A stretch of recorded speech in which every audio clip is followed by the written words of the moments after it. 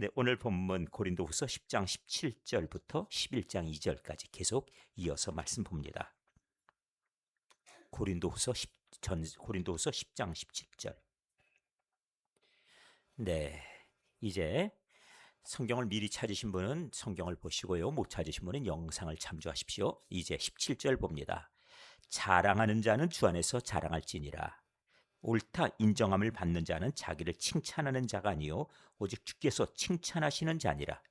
원하건대 너희는 나의 좀 어리석은 것을 용납하라. 청하건대 나를 용납하라. 내가 하나님의 열심으로 너희를 위하여 열심을 내노니 내가 너희를 정결한 처녀로 한 남편인 그리스도께 드리려고 중매함이로다. 아멘. 네, 작년도에 우물목장 시작되었는데요. 우물교회가 교인이 5명이래. 그리고 참 약한 교회인데 우물목장도 약하네. 그랬거든요. 그런데 언제 보니까 저렇게 우물목장이 든든히 섰어요. 네, 하나님의 은혜 가운데 우리 목장들이 꿋꿋하게 서가는 이 모든 모습들을 바라보면서 장차 우리들이 꿈꾸는 아름다운 그런 사역들도 함께 이곳에 이루어지게 되기를 바랍니다. 네, 오늘 고린도후서 10장인데요. 고린도후서에 대해서 먼저 배경을 조금 알고 가면 좋을 것 같아요. 바울 사도가 원래는 전도 여행을 나가면서 지난번에 세웠던 교회들 잘 움직이고 있는가 그거 한번 살펴보자 하는 마음으로 그 교회를 다시 가볼 마음으로 출발하는 것이 2차 전도 여행이에요. 근데 그렇게 우리의 목적은 그러했지만 하나님께서 그렇게 그 목적을 갖다가 이루려고 하는 그 뜻을 하나님이 바꾸셨어요.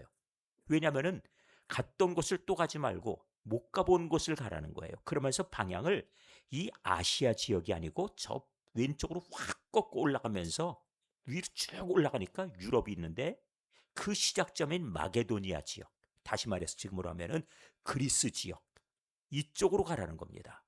그래서는 할 수 없이 방향을 그 위로 쭉 따라 올라가서 이곳에 가서 빌립보 성에 갔다가 그 다음번에 차츰차츰 데살로니가에 갔다가 그러다가 또 유대인들이 쫓아와 가지고 얼마나 괴롭히던지 또 거기에 자리 잡고 있던 사람들이 또 많이 여러 가지로 나쁜 소문을 내고 계속 힘든 일이 있는 거예요.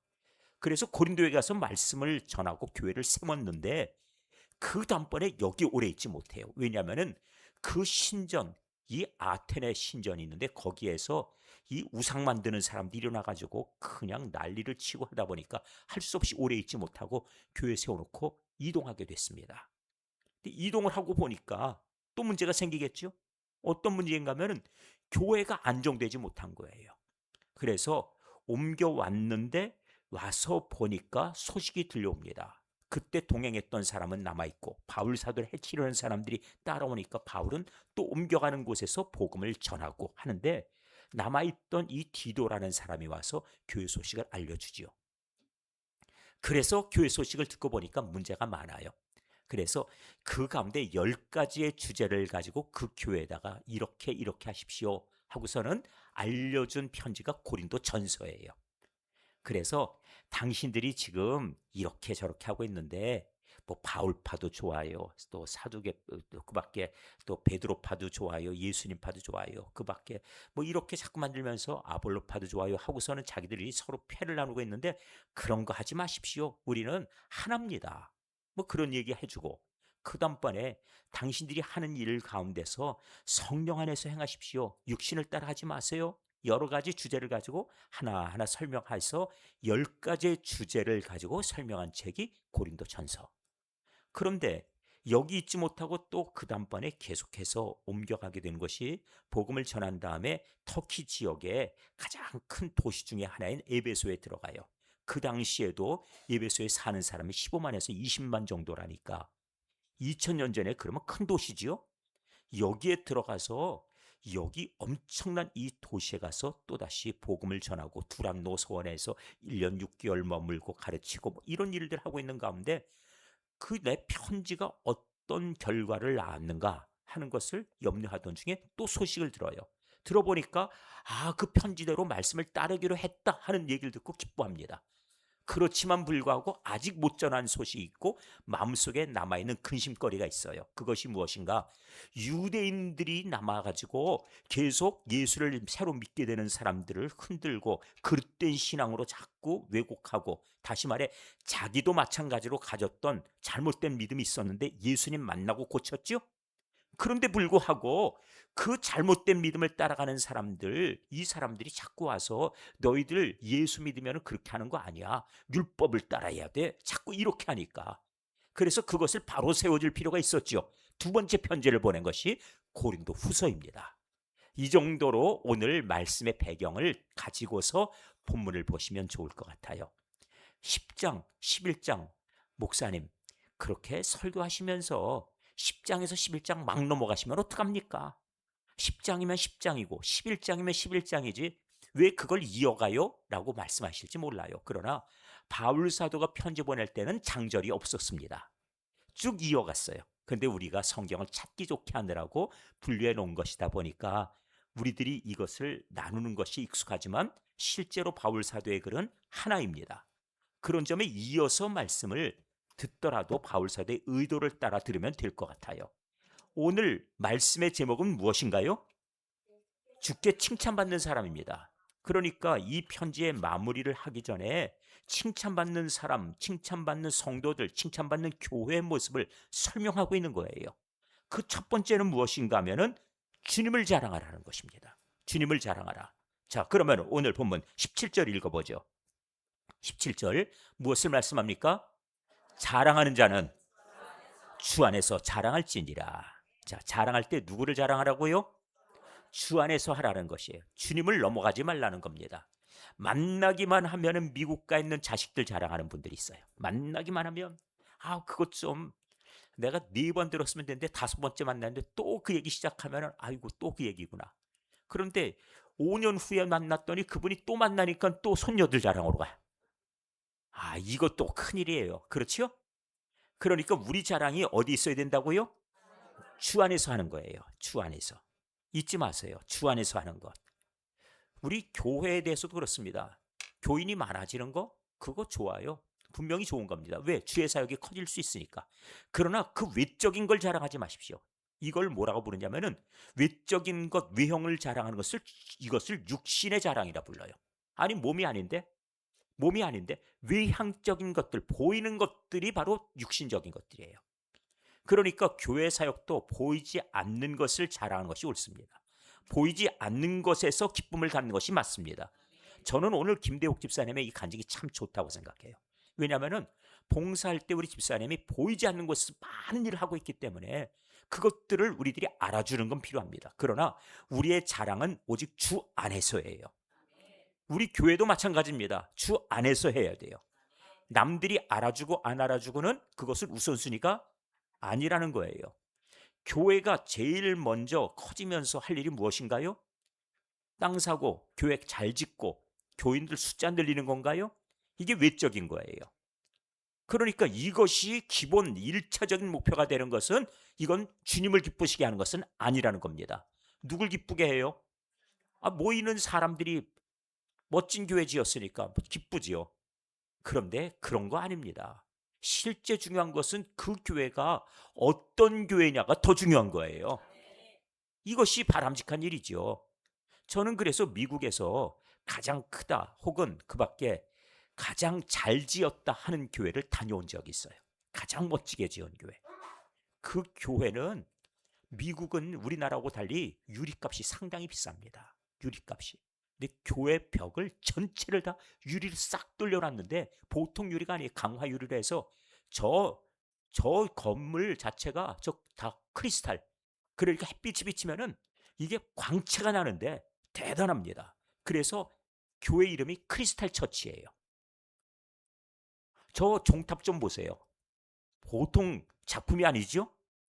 제가 이 교회를 여러분들한테 뭐 다 보여드릴 마음은 없어요. 그런데 가서 보니까 조각상들 하나, 모세가 그 10계명 돌판 들고 있는 조각상, 예수님이 양을 데리고 아이들과 같이 저거는 파이프 오르간인데 저곳에 들어가니까 파이프 오르간 연주를 들어보니까 그 소리가 말이에요. 저 안에서 마치 천국에 와 있는 것 같은 막 그 착각이 들 만큼 소리가 그렇게 좋아요. 그 사람들이 저기 들어가기만 하면 그냥 마음이 녹아버리는데, 저게 바로 부속 건물 교육관입니다. 건물 멋지죠? 제가 가서 저 사진을 찍으면서 야, 교회 기가 막히게 잘 지었다. 그리고 저 분수 같은 교회 마당에 주차장을 봐도 대단하고요. 모든 것 하나가 완벽해요. 어떻게 이렇게 교회를 잘 지어놓을 수 있을까? 교회 전경을 찍어봤어요. 그런데 거기서 나온 책자를 보니까 크리스마스 때 행사한 그 사진입니다. 근데 저렇게 장식을 해놓고 교인들이 모여서 저 벽에 저 장식들 저 엄청나잖아요. 저 정도 해놓을 수 있는 역량 가진 교회. 저 교회 담임하신 목사님이 로버트 슐러라고 하는 목사님이에요. 이름 들어보셨습니까? 대단하지요. 방송 설교로 1970년도 시작해서 저 어마어마한 건축을 하고 땅을 사서 그리고 교회를 지어놓은 목사님이에요. 그런데 약 15년 전쯤 세상을 떠나셨어요. 떠나시기 전에. 그런데 저 목사님이 내가 참 안타까운 것이 은퇴할 때 문제가 생긴 거예요. 은퇴할 때. 아버지는 저 교회 후임자를 자기 딸을 세우고 싶어 했어요. 딸도 신학을 했고 딸이 워낙 똑똑하고 야무져요. 그런데 이 엄마는 아벨라 슐러, 그 어머니는 누구를 원했냐면 아들을 세워야 된다 생각했어요. 그러니까 엄마의 사랑은 또 어디로 가요? 아들에게로 가죠. 근데 아들의 역량이 아버지가 보기엔 이 교회에 안 맞아요. 그런데 참 이렇게 서로 뜻이 다르니까 누구 뜻이 관철될 것 같아요? 목사님입니까? 사모님입니까? 후임자가 누가 됐을 것 같아요? 이제 추측해 보십시오. 아, 이거 참 기가 막힌데. 누가 될 것 같습니까? 후임자가. 아들이 됐습니다. 아, 참 기가 막히네요. 그렇게 되네요. 왜? 사모님이 원하니까.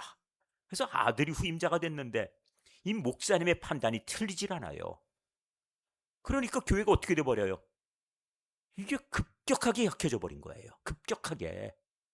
그리고 교회 안에서 교인들이 막 빠져나가기 시작하고 교회가 약해지는 모습이 눈에 띄기 시작하니까 이거 잘못 후임자를 정했다고 얘기 나오겠죠. 그러니까 결국은 우리 목사님은 누구를 원했다? 딸이다. 그러니까 딸로 세우자. 이래가지고 그 위에 누나가 되는 딸로 후임자를 정했어요. 그런데 이 과정 가운데 목사님을 또 바꿔버리면 그 가운데서 이게 또 그냥 쉽게 그냥 가겠습니까? 애초에 그렇게 갔단 몰라도. 그렇지요? 그러니까 아무리 교회가 약해져도 그것에 대해서 또 반발하는 사람이 나오겠죠. 교회가 소요에 빠져들어 버렸어요. 그러다 보니까 약 15년 이전쯤, 그리고 이 목사님 세상 떠나실 때쯤이에요.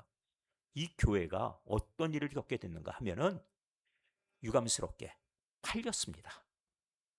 재정이 어느 정도 힘들고 약해졌으면 팔리기 직전에 제가 이 교회를 갔더니, 그때는 물론 방문이 두 번째 방문이었는데, 그때 갔더니 웬일이에요? 교회를 갖다 돌아보려고 왔다 그랬더니 저 아까 그 건물 있잖아요. 그 건물로 다 부르더니 1인당 2달러씩 내라는 거예요. 제가 그걸 보면서 야, 교회가 망할 징조가 났구나. 망할 때가 됐구나. 그 생각했어요. 물론 내려니까 내고서 구경은 했습니다. 돈을 내니까 그 다음번에 앞에서 안내도 해주고 가이드도 나서고 뭐 이렇게 하더라고요. 그런데 그게 그런 것들이 돈벌이가 되기 시작하고, 왜요? 찾아오는 사람 많으니까. 그러니까 이건 교회는 이제 망할 때가 됐다 생각한 거예요. 그리고 가톨릭에 팔려버렸어요. 천주교회. 아니, 저 교회가 팔렸다고 뉴스가 나오는데 이거 기가 막힌 겁니다. 아니, 기독교를 대표하는 교회가, 저 엄청난 규모의 교회가 팔려버렸다니. 지금은 이제 바비 슐러라고 손자가 저 건물, 이제 저 교회를 빌려서 이제 임대해가지고 써요. 제가 그걸 보면서 기가 참, 이건 아니다는 생각 들었어요. 우리가 잘 지으면 저만큼 지어내겠습니까? 한국 교회 중에서 저만큼 잘 지어낼 교회가 있을까 싶어요. 쉽지 않을 겁니다. 그런데 저것이 아무리 잘 지어졌다 하더라도 그것이 목표가 돼버리면 결국 끝장입니다. 로버트 슐러 목사님은 방송 설교하면서 능력의 말씀 이 순서를 통해 어마어마하게 많은 그런 추종자들을 따랐고, 그리고 많은 기부금이 들어오고, 그리고 그걸로 저렇게 교회를 지어냈지만, 그러나 유명해지는 것도 목적이 아니고 교회를 잘 짓는 것, 그리고 그 밖에 화려하게 장식하는 것도, 그것도 교회 본질이 아니란 말씀이에요. 우리의 자랑은 어디 있어야 됩니까? 그렇습니다. 주님의 말씀 따라가는 교회예요. 주님의 말씀 따라가는 교회. 그래서 적어도 이런 자부심이 있어야 됩니다. 나는 하나님의 말씀을 따라가겠다라고 하는. 여기서 우리 신앙생활에 그런 어떤 가치를 만들고 우리 교회가 세워져가는 공동체로서의 그 사랑의 울타리를 세워가는 것이 중요한 거지, 큰 건물 얻어내고 그리고 땅 확장하고 그런 것이 목표가 되는 건 아니란 말씀이에요. 처음부터 우리 교회는 그렇습니다. 우리 교회는 정말 전적으로 우리가 지역사회를 품고 지역사회를 위해서 봉사하고 섬기는 교회 되게 하자는 그것이에요.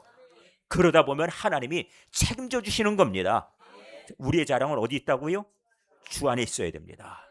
다시 한 번 더 합니다. 기억하셔야 되니까요. 우리의 자랑은 어디 있어야 됩니까? 주 안에 있어야 됩니다. 주 안에서 자랑하라.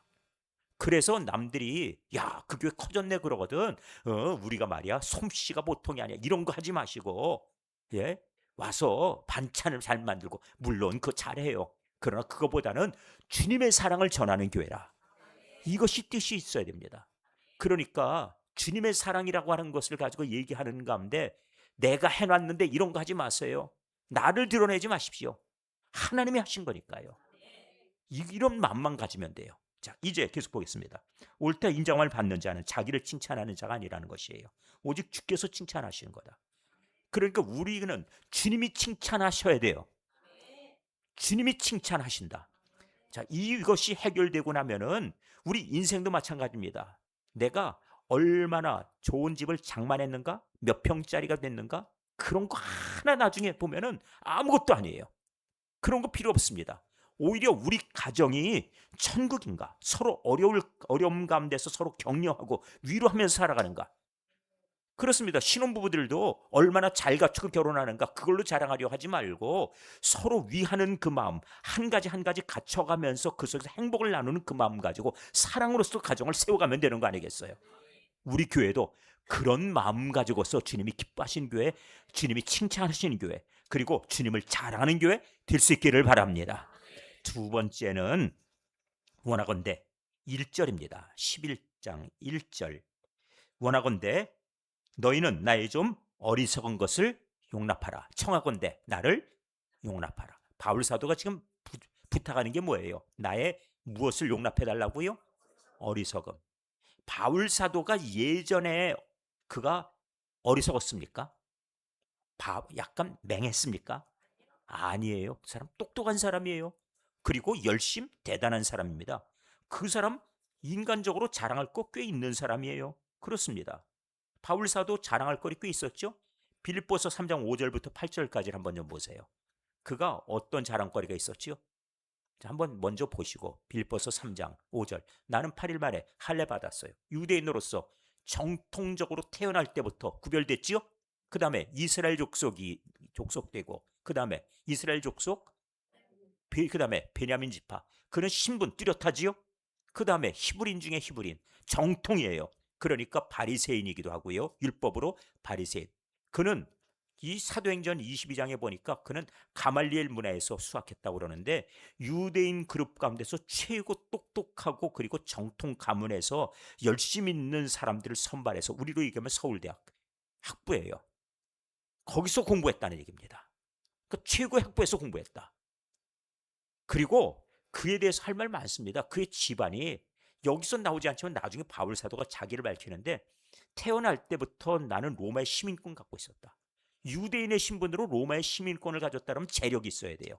그랬더니 그때 천부장이 뭐라냐면 난 돈 주고 샀는데, 그러면서 바울 사도 그 사람을 갖다가 향해서 엄청나게 두려워해요. 아니 태어날 때부터 로마 시민권이 있었다고요? 자, 이 정도면은 잘 나가는 집안이에요. 공부 많이 했고 출신 확실하고, 아마 이런 사람이면은 저 북한에 가서도 인정받을 것 같은데, 혁명 열사의 그 모든 후손들, 그러니까 그야말로 최고 우등 그 집안, 출신 성분 좋고 이런 거 아니겠어요? 김일성 대학에서 학부 공부했고 뭐 이런 자랑스러운 조건 많죠. 자, 그런데 이 사람이 뭐라고 계속 얘기합니까?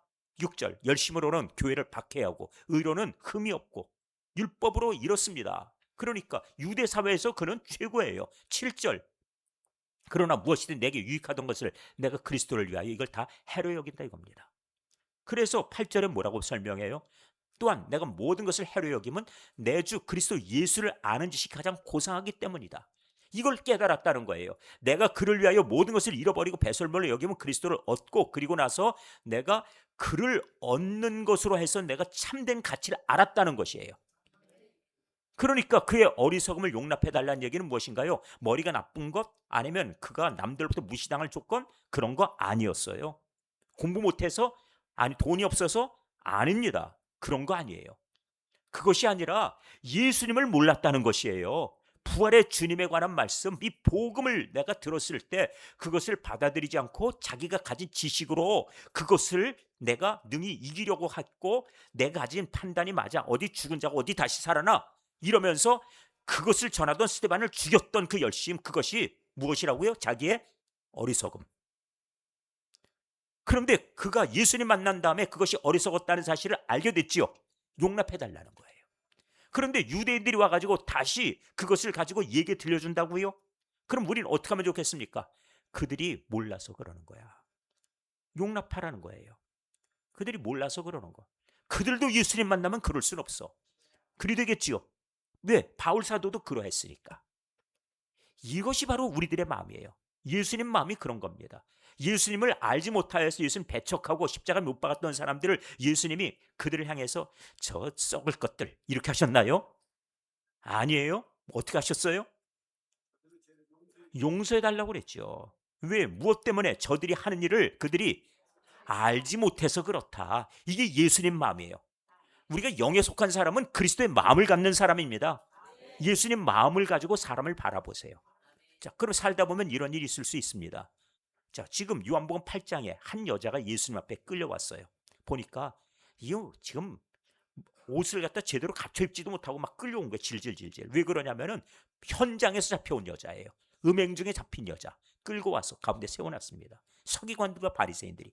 이 사람들, 서기관 바리새인, 똑똑하다는 사람들이고 그리고 거룩한 사람들이지요. 이런 사람들이 그 여자를 데리고 왔는데, 레위기에 보니까 음행하다 잡히면 남자 여자를 동시에 돌로 쳐서 죽이라 그랬지요. 근데 여자만 끌고 왔어요. 왜 그럴까요? 연약한 자. 그리고 예수님을 갖다가 향해서 어떻게든지 지금 시험하기 위해서, 이 목적으로. 자, 그래서 말합니다. 예수께 말하되 선생님이여, 선생이여, 이 여자가 가늠하다 현장에서 잡혔습니다. 딱 걸렸어. 이렇게 된 거예요. 그러니까 이제 뭐라고 변명하기도 어렵지요? 아니면은 아닙니다라고 뭐 여러 가지 증거를 갖다 댈 수도 없지요. 현장에서 잡혔으니까. 자, 모세는 율법에 이러한 여자를 돌로 치라 명하였거니와, 명확하지요?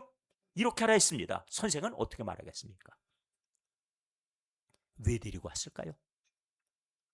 자기들이 율법에 그런 줄 알면 돌로 치면 되지. 왜 데리고 와요? 돌로 치지 마라 그러면은 너는 율법을 어기냐 그럴 거고, 돌로 치라 그러면은 뭐 사랑 얘기하더니 돌로 치라고 네 입으로 말했다, 그리고 우리 돌로 쳐 죽인다, 이럴 거 아니에요. 그리고는 앞으로 사랑이란 얘기 하지 말라고, 어떻게든지 예수님을 괴롭게 하고 예수님을 올무에 놓으려고 이렇게 하는 거예요. 근데 예수님 어떻게 하셨습니까? 그들이 이렇게 말하면 고발할 조건 얻으려고, 예수님을 고발하기 위해서 율법을 어기려 한다. 저 여자 지금 죽게 하려고 같이 똑같이 그렇게 말은 못할 거야. 그래서 여자만 끌고 온 거 아니겠어요? 그 예수를 시험하는 것입니다.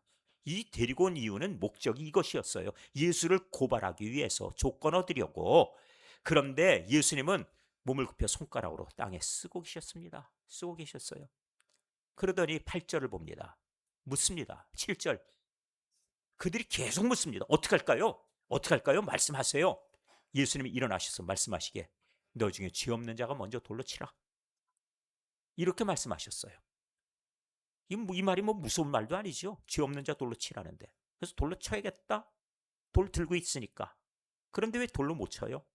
무엇 때문에? 죄 없는 자가 치라고 했기 때문에. 그렇죠? 나는 간음은 안 했어. 그렇지만은 내가 또 다른 죄는 없다 말할 수 있는 사람이 있습니까? 그럼 그 죄가 아니면 죄 없는 거지. 그렇습니까? 그것도 아니에요. 나는 다른 건 다 내 깨끗하게 살았지만 딱 한 가지 잘못했네. 사람 하나 죽였거든. 의롭습니까?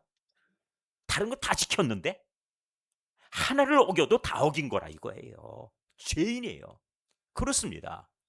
그러니까 지금 죄 없는 자가 돌로 치라는 말씀 앞에 전부 자기들이 죄가 있기 때문에 돌로 칠 수 있는 입장이 안 되겠지요.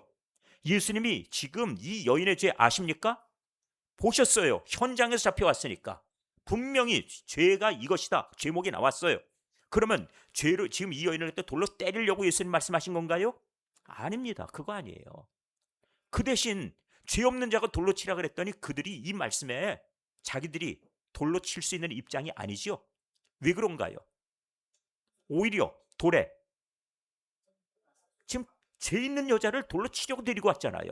죄 없는 자 돌로 치라 그러면은 죄 있는 자가 돌로 쳐야죠. 죄 없는 이가 있습니다. 누구예요? 예수님이 죄가 없어요. 예수님이 이젠 돌로 누굴 쳐야 됩니까? 죄 있는 이 사람들을. 그렇지요? 예수님은 치실 수 있죠. 그러니까 입장이 바뀌어버렸지요. 내가 심판하겠다 하고 나왔는데 내가 심판할 입장이 아니라 어떻다고요? 입장이 바뀌어서 오히려 심판을 받아야 될 입장이에요. 이거 잘 기억하시면 됩니다. 세상 살아가면서 내가 남을 향해서 자꾸 이 말 저 말 하는데 예수님 뭐라고 하시냐면은 야, 남 비판하지 마라. 너 남을 비판하는데 보니까 네 눈에는 뭐가 들었다고? 들보가 들었는데 어찌 티 있는 사람을 바라보고 그걸 갖고 너 티 빼라 이렇게 먼지를 빼라고 얘기하느냐. 내 눈 속에 있는 그 큰 기둥부터 빼라.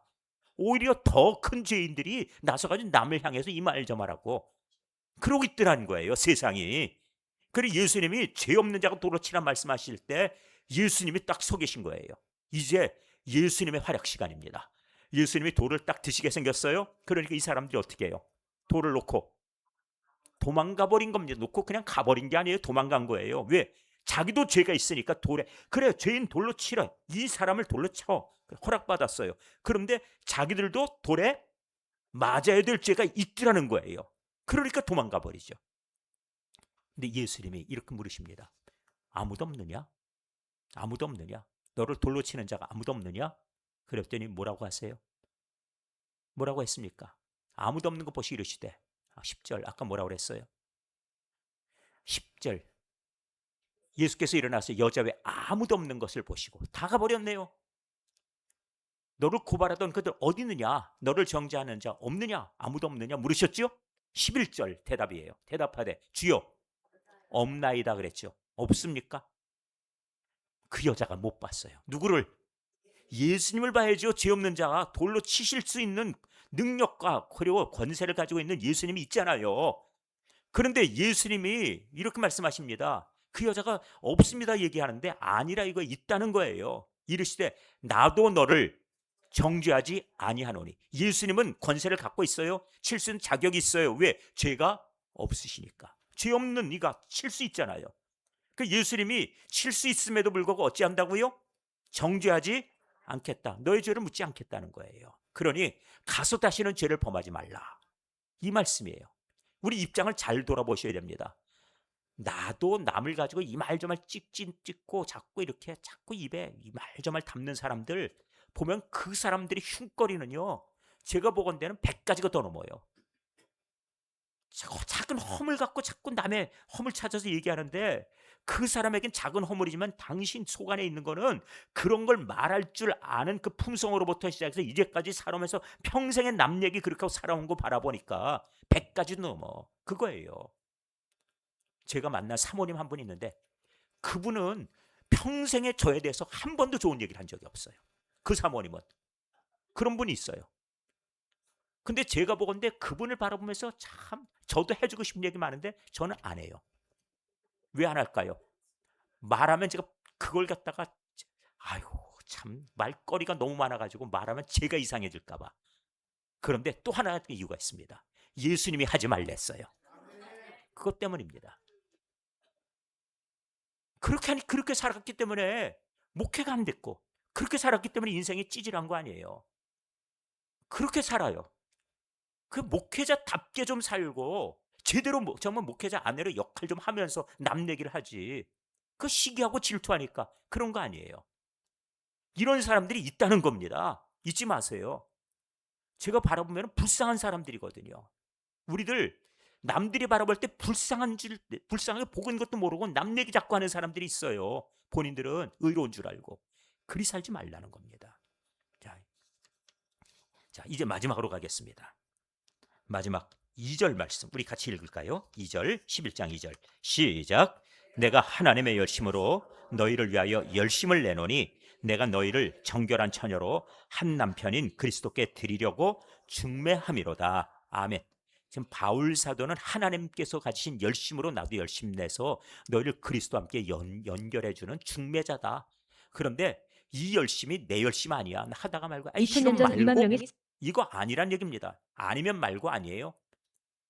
나는 목숨 걸고 하겠다. 하나님께서 아브람을 만드시는 거 보면 아브람이 실수하고, 그리고 아브람이 하나님께 묻지 않고 마음대로 하고, 그리고 하나님 끝까지 참아주시고, 가다가 말고 중간에 말아버려도 그냥 그래 기다렸다가 데라 죽었으니 이젠 가라 기다려주시고, 그 다음번에 또 그냥 하갈 오고 아이를 낳니 못 낳니 하다가 너 우리끼리 아이 낳읍시다. 그래도 하나님은 또 참아주시고, 그 13년 후에 나타나셔서 나는 전능하다. 너희는 내 앞에 행하여 완전하라. 이렇게 말씀하시면서도 또 참아주시잖아요. 하나님이 이렇게 참아주시면서 아브람을 믿음의 조상 만드신 것처럼 마찬가지로 아브람을 만드신 하나님의 열심, 그 열심으로 나도 마찬가지로 그 열심으로 너희를 그리스도인 되게 하려고 하나님의 열심으로 너희를 용납하고 참아주는 거다. 이 말씀하고 있어요. 그리스도인과 그리스도 함께 연합하여 그리스도인 되게 하려고 이렇게 말씀하죠. 예전에 로마 시대 때 엄청나게 많이 기독교인 죽었습니다. 황제가 10번 바뀔 때까지 기독교인들을 계속 죽였어요. 몇 년 동안 250년. 그러니 네로 황제 때 시작해서 10명의 황제가 바뀌어서 계속 황제들이 그 모든 기독교인들 다 죽이겠다고 작정하고 250년 동안 그리스도인 죽였거든요. 그랬더니 그리스도인들이 어떻게 했던가? 지하에다 땅 파고 거기 들어가 살았습니다. 대림구유라고 하는 곳을 여러분에게서 잠깐 소개할 터인데 말씀을 드린 바 있어요. 한번 이 영상을 한번 보도록 하세요. 2000년 전 2만 명이 살던 지하도시. 1963년 잃어버린 닭을 찾던 튀르키예의 한 남자가 우연히 잃어버린 고대 도시 데린쿠유를 발견했습니다. 튀르키예 카파도키아 지하 85m 아래에 위치한 이 지하도시는 전 세계적으로 발굴된 지하도시 중 가장 큰 규모로 최대 2만 명이 살 수 있었고, 공공장소, 주택, 학교, 교회가 있어 종합적인 지하 거주지 역할을 했습니다. 데린쿠유가 발견된 이후 이 지역에서 약 200개의 작은 도시가 발견되었지만 지금까지 약 40m만 발굴되었을 뿐 대부분은 미개척 상태로 남아있습니다. 전문가들은 이 도시의 최초 기원은 기원전 15세기에서 7세기로 거슬러 올라가며 특히 로마 제국의 기독교 박해를 피해 도망친 기독교인들의 피난처 역할을 한 것으로 추정하고 있습니다. 시간이 지남에 따라 그들은 자신들의 필요에 맞게 건축물을 확장하고 수정한 것으로 보이며 이 지역의 기독교인들이 그리스로 이주해야 했던 1920년대 초까지 계속 사용했을 것으로 추정됩니다. 고대 지하도시라니 참 신기하네요. 네, 신기합니다. 지하도시라니. 저기서 200년 이상 태어나서 저기서 죽은 사람도 꽤 있을 거예요. 250년이면. 그런데 그들이 끝까지 믿음을 지키기 위해서 지하에 들어가 살았습니다. 참 그걸 보면은 보통 열심이 아니죠. 죽기로 작정하고 예수 믿는 데는 아무도 못 당해요. 한국 교회가 왜 이렇게 크게 부흥했습니까? 이유는 하나입니다. 목숨 걸고서 예수를 믿었기 때문이에요. 그러니까 예수 안 믿는다 하면 살려주마. 그런데 뭐라고 하냐면은 빨리 천국 가고 싶으니까 그냥 내가 죽어도 좋습니다 그랬어요. 그리고 순교자들 가운데 상당수가 자기를 향해서 죽창을 들고 있고, 그리고 몽둥이를 들고 있는 그 사람들한테 당신도 예수 믿고 천국 가십시오라고 얘기를 했어요. 그러니까 미친놈들 그랬다고요. 아니 죽음도 안 무서워? 근데 그 피가 흘려져서 이것이 씨앗이 됐더니 이 순교의 피가 결국 한국의 부흥을 이뤄낸 거예요. 누가 이겨냅니까? 죽기로 작정하는데 아무도 이겨낼 자가 없어요. 죽음을 불사하는 데는 아무도 이길 수가 없습니다.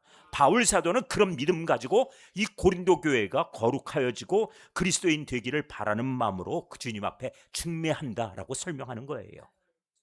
이 믿음으로 살아가면 됩니다. 이 믿음이면 충분해요. 그래서 바울 사도의 고백으로 고린도 후서에 나와 있지만은 자기는 어려움 많이 겪었다 얘기합니다. 고린도후서 4장 7절 이렇게 말씀해요. 우리가 이 보배를 질그릇에 가졌다. 자기 몸은 연약해요. 질그릇 같아요. 그러니까 떨어뜨리면 깨질 수도 있겠죠? 질그릇이니까요. 근데 그 안에 무엇이 들어있어요? 이 질그릇 안에 무엇이 들어있어요? 이 보배를 질그릇 안에 가졌다고 얘기하잖아요. 보배. 그렇지요? 이 보배를 가지고 있는 것이 질그릇에 있어서 내 몸은 약할 수 있고 깨질 수 있어요. 날 죽일 수도 있죠. 그런데 이 보배가 무엇이 되는가? 힘이 큰 능력이 나오는 보배예요. 그렇습니다. 큰 능력은 하나님께 있고 우리에게 있지 아니함을 알게 하려고 하나님이 우리 안에 보배를 주신 거예요. 8절로 가봅니다. 우리가 사방으로 우겨쌈을 당해요. 사방으로 우리 몸을 꽉 압박을 하고 우리를 갖다 포위하고 우겨 싸더라도 답답한 일을 당하여도 낙심하지 않습니다. 그럼 우겨쌈을 당해도 쌓이지 않고, 아니 분명히 쌌는데 보니까 그래도 자유로워요. 다시 말하면은 우리를 감옥에다 집어넣었어요. 꼼짝 못하게 했어요. 그런데 우리의 심령은 자유로워요. 거기서 위축돼 있고 이제는 복음 전에 끝났네 이렇게 하던가요? 바울 사도가 감옥에 잡혔어요. 매맞고 자 우겨 쌓였죠. 착고에 매어놨죠. 꼼짝 못하죠. 그런데 그들이 꼼짝 못하고 가만히 있습니까? 그 밤에 찬미하고 기도합니다. 하나님이 문을 열어주시니까 쌓이지 않는 거예요. 그러니까 복음이 또 거기서 전해지고 간수가 예수를 믿게 되죠.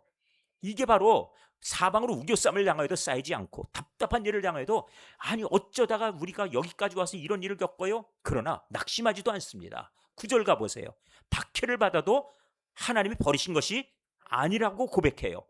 거꾸로 틀려요. 그래도 망하지 아니하고 날 갖다 잡아뜨려 버렸어요. 그래도 내가 거기서 망하지 않습니다. 끝나지 않았어요. 10절 우리가 항상 예수의 죽음을 몸에 짊어진다. 예수의 죽음은 십자가입니다. 십자가를 짊어지는 것은 예수의 생명이 또한 우리 몸에 나타나게 해야 한다. 예수님이 죽으셔서 부활하셨기 때문에 우리도 죽으면 다시 부활한다는 거예요. 죽음을 불사한다는 거지요. 이게 바로 하나님의 열심이에요. 그 열심. 우리를 향해서 누가 이 말 저 말 해도 좋아요. 어떻습니까? 그게 중요한 게 아니라 하나님의 뜻이 이곳을 통해 나타나면 되고 주의 말씀이 선포되면 되는 것이고 하나님께서 우리 교회를 통해서 주님 기뻐하시는 아름다운 복음 전파의 사역과 예배가 지켜지면 되는 거예요. 남들 보고 이렇게 말할 수 있으면 됩니다. 이렇게 말하십시오. 예수님이 함께 하심의 증거를 바라보라고. 그리고 너희도 우리처럼 하면 되는 거라고. 그렇죠. 시기하고 질투하고 있을 시간이 어디 있어요?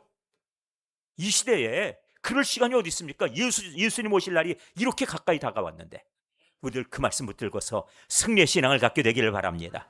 주님께 칭찬받는 사람, 주님께 칭찬받는 교회, 어떤 교회입니까? 주님을 자랑하는 성도들. 그리고 남을 용납하는 사람. 남의 허물에 대해서 이 말 저 말 할 거 없어요. 남 할 거 없어요. 예수님의 마음 가지고 바라보시면 돼요. 저 사람이 현장에서 잡혀왔다. 분명히 잘못한 거 맞네. 그런데 나도 너를 정죄하지 아니하노니 다시는 가서 하지 말라. 그게 예수님의 마음이면 우리도 그리하면 돼요. 입으로 자꾸 그렇게 나를 갖다가 아주 싼 사람 만들어 버리지 마세요. 저 사람 입만 열면은 절에 그런 말 듣지 마시고 예수님의 마음 품고 사시면 되는 겁니다. 싸구려 인생 스스로 그걸 만들지 마시라 말씀드렸으니까요. 남을 용납하면은 큰 사람이구나. 저분 배우고 싶어. 나도 저분 닮고 싶어. 이렇게 되겠지요. 주님의 마음을 품으면 되는 겁니다. 주님의 열심으로 주께 열심을 내시면 됩니다. 내 열심은 식어질 수 있어요. 하나님이 주신 열심으로 승리하는 교회, 승리하는 성도들 다 되시기를 바랍니다. 기도하겠습니다. 아버지 하나님, 주시는 말씀 붙들고 우리가 오늘도 살아가며 믿음 가운데 굳건히 서기 원합니다. 주시는 말씀으로 오늘도 하나님 앞에 나오게 하시고 그 말씀으로 굳건히 서서 우리 초대교회가 견고하고 우리 성도들의 믿음이 굳건하여 하나님께서 기뻐하시고 칭찬하신 교회와 성도들로 자리 잡게 하여 주시옵소서. 이 말씀이 우리가 하나님 앞에 나가는 승리의 신앙 될 수 있도록 도와주시옵소서. 알지 못하여 하였으니 주님 용서해 주옵소서 하고 우리도 기도하게 하시고, 예수님께서 기도하던 것처럼 우리도 마찬가지로 그렇게 예수님께 배우게 하여 주옵소서. 예수님의 이름으로 기도하옵나이다.